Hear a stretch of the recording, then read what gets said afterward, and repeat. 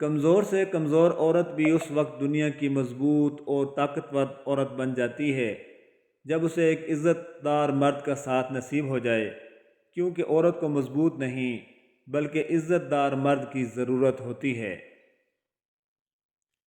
صرف خوبصورت لڑکی سے شادی کر کے آپ گھر میں ڈیکوریشن پیس تو لا سکتے ہیں، لیکن گھر بسا نہیں سکتے۔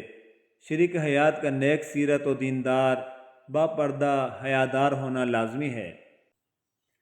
ناکردہ پر تبصرہ کرنا تہمت اور بہتان کہلاتا ہے، اور کردہ پر تبصرہ کرنا غیبت کہلاتا ہے۔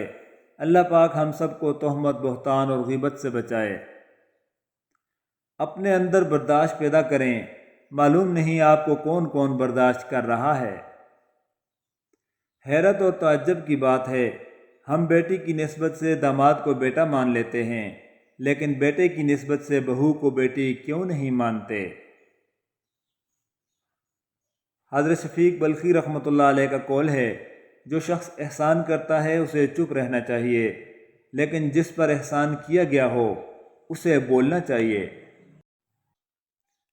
جب اللہ چاہتا ہے کہ کسی بندے سے دوستی کرے تو اس کی زبان پر اپنا ذکر اور دل پر اپنی فکر کے دروازے کھول دیتا ہے۔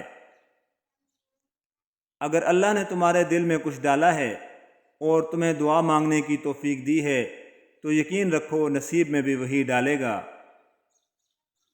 حضرت علی نے فرمایا، اگر کسی کی تکلیف دیکھ کر تمہیں تکلیف ہونے لگے تو سمجھ لینا تم اللہ کے بنائے بہترین انسانوں میں سے ہو۔ حضرت علی نے فرمایا، تم جنت نہ مانگو بلکہ دنیا میں ایسے کام کرو کہ جنت تمہیں مانگے۔ جب تم کسی کو اکیلا دیکھو تو سمجھ جاؤ کہ وہ ایک سچا انسان ہے، کیونکہ بھیڑ ہمیشہ منافق کے ساتھ ہوتی ہے۔ جب تم پر کوئی مشکل کام آ جائے تو کسی کا احسان نہ لو، کیونکہ مصیبت 4 دن کی ہوتی ہے اور احسان زندگی بھر کا ہوتا ہے۔